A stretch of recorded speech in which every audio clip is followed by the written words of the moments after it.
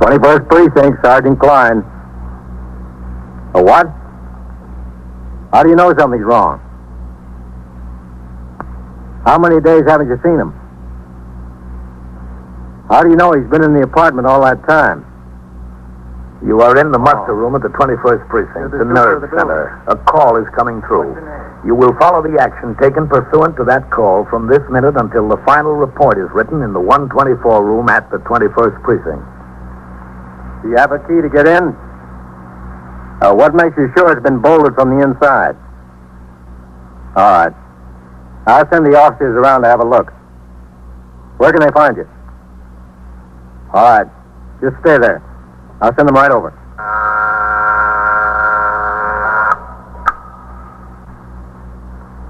21st Precinct. It's just lines on a map of the city of New York. Most of the 173,000 people wedged into the 9/10 of a square mile between 5th Avenue and the East River wouldn't know if you asked them that they lived or worked in the 21st. Whether they know it or not, the security of their persons, their homes, and their property is my job. My job and the job of the 160 patrolmen, 11 sergeants, and 4 lieutenants, of whom I'm the boss.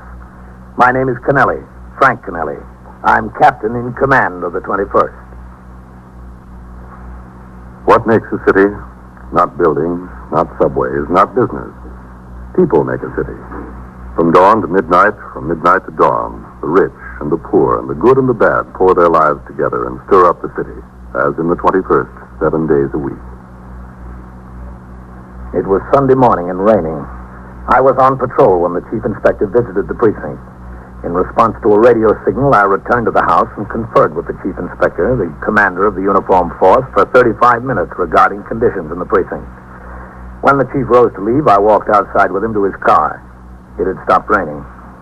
Then I returned to the muster room and went around behind the desk to read the entry made in the blotter by Lieutenant Kenneth Gorman concerning the visit to the precinct by the chief inspector. "That all right, Captain?" Yeah? "You walked in here big as life." Well, you've got to expect it, Ken. He's not going to call and tell you he's coming. "Yeah, but not the day after I come back from my vacation, Captain. Could have waited until the night." Where'd you go, Ken? "Maine. You like lobster, Captain? Who doesn't? And you ought to go up the coast of Maine. You never had such lobster." Hey, listen, I heard they never heard of a broiled lobster in Maine. The only way they fix them is boiled. Is that right? Yeah, all these places have this great big kettle. You got to pick out the lobster you want from a little pen there. They're all crawling around live. They take and they dump it right in the kettle and cheap. Guess how much for lobster dinner for my wife, myself, and the 2 kids? And big lobsters, Captain. How much? $5.50. No kidding. Come in, fella. Yes, sir. What's on your mind, fella? I can't find my family, Lieutenant. What do you mean you can't find them? I'm on the cruiser St. Paul. We've been cruising the Mediterranean for 2 months. We just docked at Brooklyn Navy Yard this morning. I can't find them. Well, they're supposed to meet you, son? No, sir. They didn't even know I was coming. Oh. You see, we live in New York. I just came home and went to the house. It was burned out. There wasn't anybody there. There was a fire. 3 days ago, somebody told me. Where's this? 631 York Avenue. 21st Precinct, Sergeant. And the whole building's boarded up. It's really burned out. All right, 18, just a second. Hold on. I can't find them. I don't know where they went. Hey, Lieutenant. Yes? Eisman's ringing in. You said let you know. Ask him what's holding up that notification on Lexington Avenue for the 44th. The car's still sitting here. Yes. I was just wondering if you knew anything about it. What about the notification? It's got me worried to death. Did you ask around, any of the neighbors? Oh, yes, sir. I asked around. Nobody's in the building. It was burned out. Keep on trying that. It's Sunday, and the stores there are all closed. What do you mean, your family? Your parents? No, sir, my wife and my baby. Oh. Did you ask any of the neighbors in the other buildings? Well, there isn't anybody living in the houses on either side anymore. They're getting ready to make a housing project there. And besides us, there were only 5 or 6 families left in our house. Hey, listen, do you remember the fire? A man over there told me there were some people killed. Do you remember that? Yes, there were some people killed. What's your name, sailor? Rawlins, Joe Rawlins. You run the cruiser St. Paul? Yes, sir. Gunner's mate 2nd class. Hey, listen, who was killed? Not my wife and baby. I don't remember the name Rawlins. I don't think so. Well, could you check? We're going to right now. I'll tell you what you do. Listen, how many people? 5. 5. Oh, God. Well, one of them was the city fireman. The others were tenants. I gotta know. How soon could I know? I'll tell you what to do, son. I'm Captain Kennelly. Yes, sir. And that's my office right across the room there. It'll take a little while to look up the reports. Why don't you just have a seat in my office until we find Oh, them? that's all right. I don't mind. Well, it'll take a few minutes, Joe. You go ahead and sit in there. I'll be right in. Yes, sir. All right.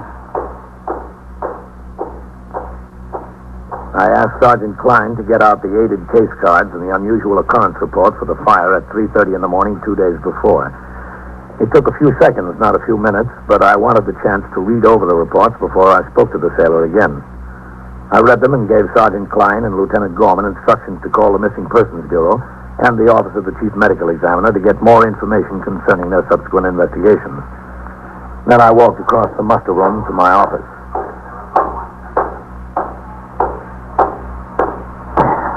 All right, Joe. Well, they weren't killed? Their names weren't listed among the victims. No Rawlinses. Oh, man. Sit down, son. Yeah, thanks. Thanks a lot. You don't know what a relief it is, Captain. I know. Have a cigarette, Joe? Thanks. Thanks. Well, where are they? Where could they have gone? Well, that's what we'll have to find out. You have any other family in New York? No, sir. My folks are dead, both of them. You see, that was originally their flat there. I was based out in San Diego when I got married. And my father died, and then about a year later, my mother. Mm-hmm. I was about ready for sea duty again, and I was transferred to the Atlantic Fleet, so Doris and me, that's my wife, Doris, we decided the best thing would be to take over my mother's flat. Well, sounds like it was a good idea. Yes, sir. So we brought the baby on east. That was just the beginning of May. How about any close friends she could be staying with? Well, I wouldn't have any close friends. You see, I've been gone for 3 or 4 years, and I just drifted apart from any friends I did have. As far as Doris is concerned, I don't know. I shipped out just a couple of days after we moved back here.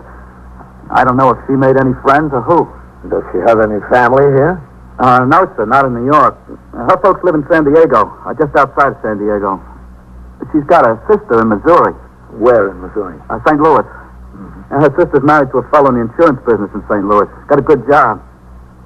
I don't know where she could have gone. Beats the living daylights out of me. Well, how about her sisters in St. Louis?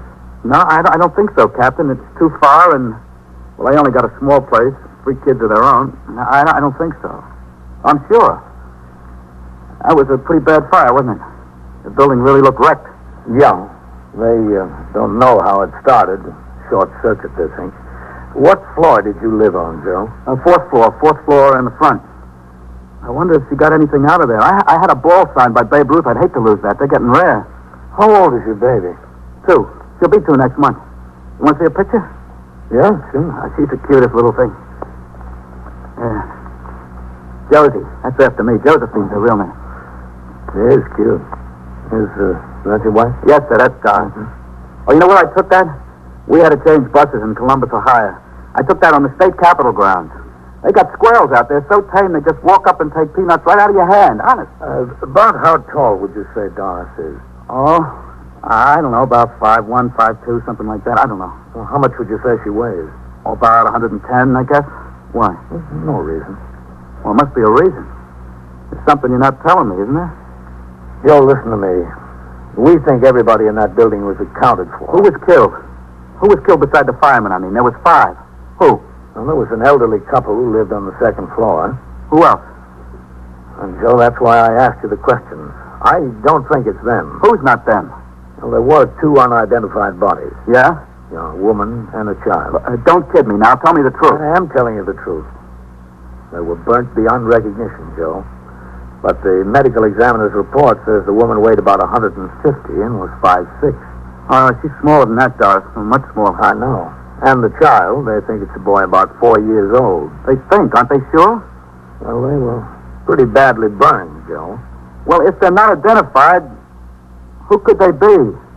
Somebody must know them. Joe. Where are they? Look, Joe, our report was written the morning of the fire. The Missing Persons Bureau took over the investigation 2 days ago. Bodies have probably been identified by now. I've got my men out there checking. They don't answer the description of your family. Well, where is my family? Where are they? Come in. Captain, can I see you a minute? Yeah, sure. I'll be out. But don't keep anything from me. Don't keep anything from me now. Yes, Sergeant. We checked both the medical examiner and the detectives in the Missing Persons Bureau. Yes? The bodies of the woman and the kid are still in Bellevue morgue. Neither of them have been identified yet. They say it's been impossible to get a readable fingerprint off either of them. The descriptions don't fit the ones Joe gave me. It's hard to tell in these burn cases, Captain. Descriptions don't mean much. I know. He says his wife has a sister in St. Louis. Ask missing persons if they know about the sister. Yes. Yeah, a woman and a child unidentified in the morgue. A woman and a child missing after a fire. 2 and 2, Captain. All right. Get back on the box. Yes.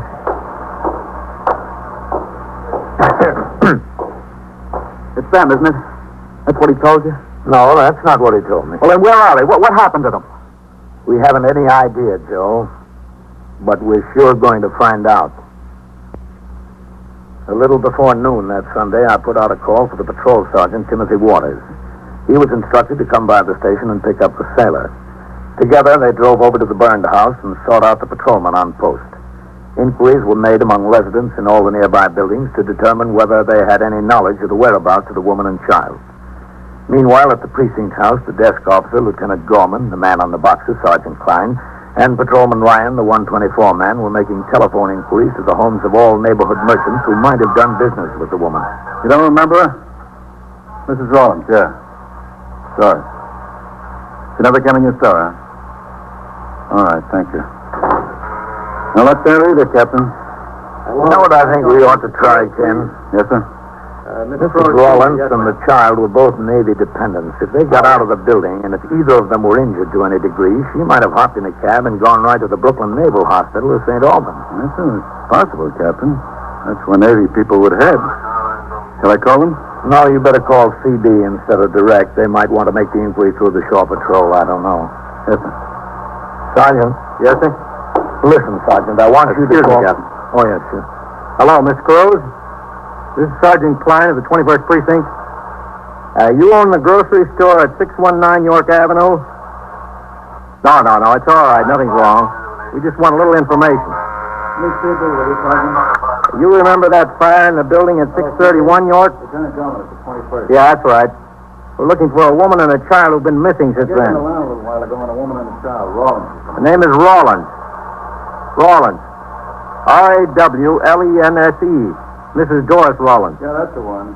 Does she do business in your store? They made at St. Albans and Yeah, I the see. Naval Hospital. In case either the woman or the child was admitted as a... About 5'2" or 3, 110 pounds. 22 years old, very pretty. You get back to it. No, blonde. She has a little girl, 2 years old. You don't know her? Never saw her. All right. Thanks, Mr. Cruz. I'm sorry to have disturbed you. Goodbye. Nothing, Captain. I called CB, Captain. I'll make inquiries. All right. Who'd you talk to upstairs, Sergeant? Whitey Howard, Captain. Said you'd try to locate Lieutenant King and have him call you. Okay. When did CB say they'd get back to us, Ken? Right away, Captain. Is this where I report something? Yes, ma'am. Can I help you? My car's gone. Where'd you park it, ma'am? On 64th Street, right near Park Avenue. I was just gone for a few minutes to take some flowers up to my friend. Was it locked? Well, of course it was locked. I got the keys. See? The doors and windows, too? Oh, everything. I was just gone a few minutes. You're sure you didn't park it someplace else? Of course not. I parked it right in front of a building, right in front. It was gone. Sergeant, who's catching upstairs? They're all out, Lieutenant. They're busy with the safe and lock squad on a couple of burglaries we had last night. You see that door back there? Yes. The detectives are all out, ma'am. You go through that door and talk to the officer. He'll take a report on it. Can I give you the report? No, ma'am. He'll take it. He's got the proper phone.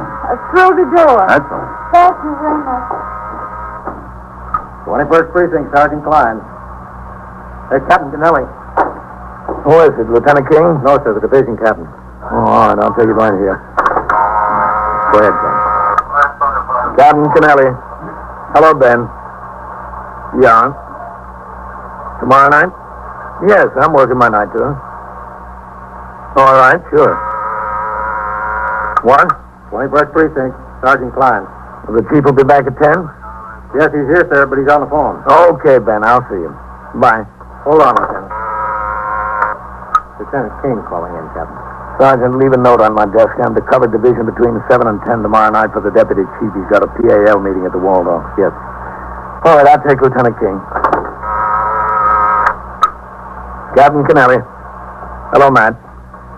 Did Whitey Howard tell you what we've got about the sailor? Yeah. Well, the poor kid's about half crazy over it. No, neither can I. Listen, it's better than even money that those two bodies down in the morgue are his wife and baby, but there's two things you can do for me. You've got the connections. Well, it just involves a couple of phone calls. Yeah. One is I'd like you to get hold of the postal inspectors and have them get us into the Lenox Hill post office on East 70th. We're interested in knowing if she left a change of address card. Yeah, okay. No, that's fine, Matt. Yeah. And the other is to check your source at Con Ed and see if she ordered electric service at another address before or after the fire. Thanks, Matt. I certainly appreciate it. Yeah, I'm sorry to bother you at home. Okay. We'll wait for your call. So long. Will you be able to manage it, Captain? Yeah, I can. He'll get right on it. Well, I hope I'm wrong. But I think we're all just wasting a lot of time. In another half hour, Sergeant Shea returned to the station house with Joe Rawlins. The sailor stood by dejectedly as Sergeant Waters reported to me that he and the patrolman on post had interviewed tenants, neighbors, and merchants. They all knew Mrs. Rawlins and the child on sight. Some had recalled seeing them on the afternoon and morning before the fire. Not one remembered seeing them on the street during the fire. More important, not one remembered seeing Mrs. Rawlins the afternoon following the fire, when most of the tenants gathered at the scene in the hope of salvaging some of their belongings. Sergeant Waters resumed patrol and left Joe Rawlins sitting in my office. I read accumulated reports and approved the list of cabarets to be inspected by the patrol sergeant that night. Ellen called, and I made arrangements to meet her in Midtown for dinner. Then I went back to reading and signing reports. Finally, the sailor raised his head. Captain, Yes, Joe? where they got them? And where have they got what? The bodies. Oh. At the morgue, Bellevue. I want to look at them. They're burned beyond recognition, Joe. I want to see them. I want to see if they're mine. Wouldn't do you any good. I want to see them. I can tell. Missing Persons Bureau says there's only one possibility. That's to send to San Diego to our old dentist and get a chart of the work she's had done. They'll wire the dentist the first thing in the morning. But I can't wait that long. I want to see them now. All right, Joe. I'll take you to see them. I went out into the muster room and told Sergeant Klein to radio for Patrolman Farrell to drop his recorder on post and drive the car to the precinct house. Lieutenant Gorman told me that CB had called back to report that neither Mrs. Rawlins nor the child had been admitted to St. Albans or Brooklyn Naval Hospitals. There was no word yet on the two important lines sought after by Lieutenant King, commander of the 21st Detective Squad. When the car arrived, Patrolman Farrell drove us down to the Bellevue morgue. On the way in, we were met by Detective Anthony Trinker of the Missing Persons Bureau. Detective Trinker had handled the investigation of this case along with the office of the Chief Medical Examiner. He took us inside the mortuary. Joe's face was firm and expressionless.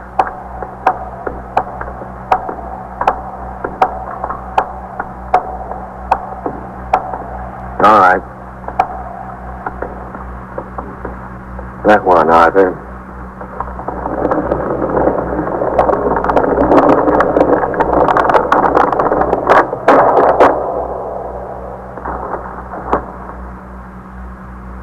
Okay, Arthur.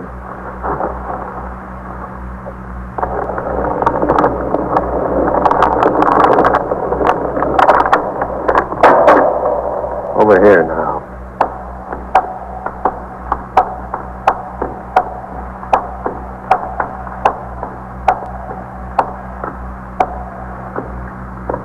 All right.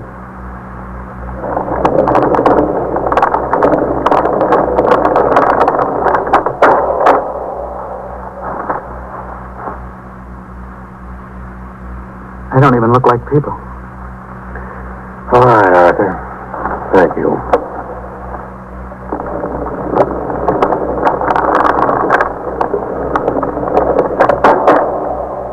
Let's go this way, huh? Not even like people. This was your idea, Joe.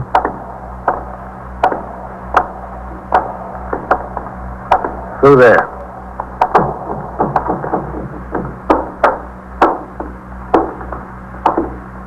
Have a seat over there.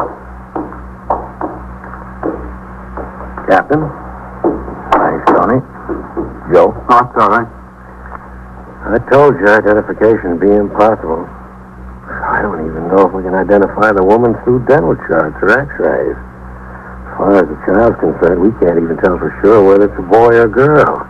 That's how bad things are. Tony, you estimated the weight of the woman at 150 or so and the height 5'6". The child you said was about 4 years old, probably a boy. Those descriptions don't match up with Joe's family. I know they don't. Burn cases can have peculiar results. Some of the victims appear larger, some smaller, some the same size. It depends on a lot of factors. Look, I don't care about facts. Just give me facts. That's all, facts. You want it straight, Joe? I've been asking for it straight. All day I've been asking for it straight. Nobody gives me an answer without a head. All right. It's as simple as this. If that isn't your family, where are they? I can answer that one. I know where they are. Detective Trinker told me he would not file his final report until after he received the dental charts and x-rays from San Diego. We walked back out to the car and rode uptown to the 21st in complete silence. Even the radio was quiet. Only 4 calls came over from 30th Street to the house. Inside the muster room, Lieutenant Gorman told me that Lieutenant King had called. Both of his lines fizzled. Con Ed showed no change order in electric service for Mrs. Rawlins, nor had she filed a change of address card at the East 70th Street post office. It was 4 o'clock. I turned out the platoon for the night tour. Joe Rawlins stood in a corner. He watched blankly as I spoke to the men. He didn't seem to notice them as they marched out the door. He followed them out. I went after him. Joe. Where are you going, Joe? I don't know. Back to my ship, I guess. I won't bother you anymore, Captain. Wasn't any bother, Joe. It's the job. But I'm worried about you. Well, you don't have to worry about me, sir. I'll be all right. The only thing is how to let her mother know. How can I break the news to them? It's got to be done. They're such nice folks. It's just a shame. Yeah. Got to let her sister know, too. You know, we stopped there for a day on the way from the coast. She showed us a real time in St. Louis. Oh, we sure did have fun. We laughed and carried on. Everything was so funny. Very funny now. You've got to give these things time, Joe. Yeah. I think maybe I'll call her sister and then let her sister call her mother. That's the best thing. I'll do it right now while it's on my mind. It's the only way. Get it over with. Have they got a phone in there in that candy store? Yeah. Oh, just one more favor, Captain. You come with me while I call, just so I don't get cold feet. All right. That's what I'm afraid of. I'll get cold feet. Go ahead. I'll get some change. Oh, that's all right. I got lots of change. All right. I'll leave the door open, all right? Sure, if you want. I got a sister's number in my wallet. You know, in case of emergency. You dial 211. That's long distance.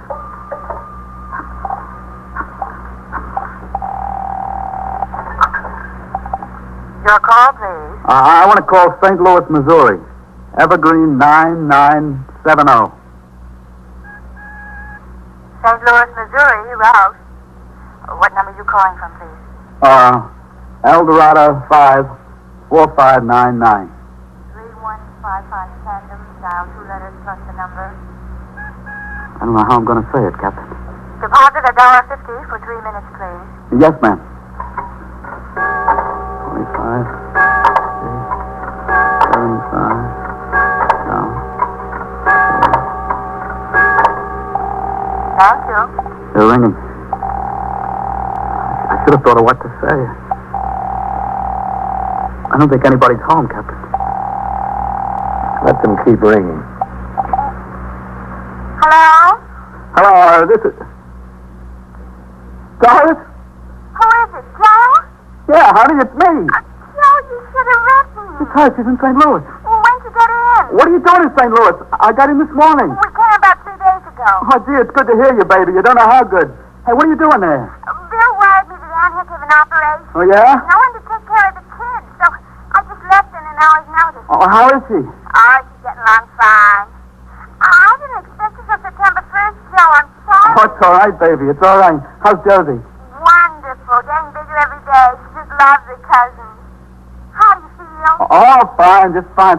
Hey, listen, I got some big news for you. You made peace? No, nothing like that. This is really very funny. It's a riot. The house burned down. The house burned down. Joe, what are you talking about? Look, I'll explain it to you when I get there. Joe! Kiss everybody for me. I'm taking the next plane. I'll wire you from the airport. Joe, what about the house? I missed the plane, baby. I'll tell you when I get there. Goodbye. Oh, thank God. Joe, I'm happy for you. I'm pretty happy for myself. Except, who are the woman and child down there? You've got your problem worked out, Joe. Let us worry about this one.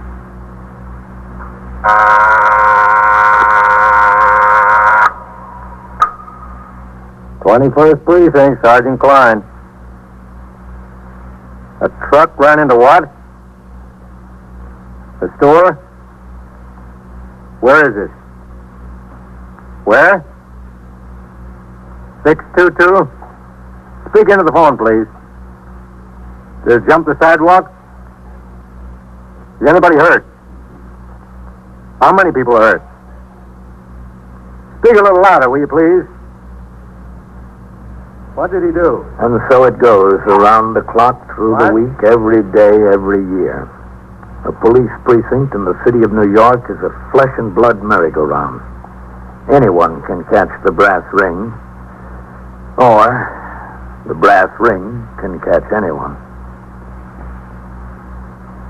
21st Precinct, a factual account of the way the police work in the world's largest city, is presented with the official cooperation of the Patrolmen's Benevolent Association, an organization of more than 20,000 members of the Police Department, City of New York. Everett Sloan in the role of Captain Kennelly, John Sylvester as Joe. Featured in tonight's cast were Jean Gillespie and Anzie Strickland, Lawson Zerbe, Santos Ortega, and Bob Simon. Written and directed by Stanley Niss, produced for CBS Radio by John Ives. Art Hannes speaking.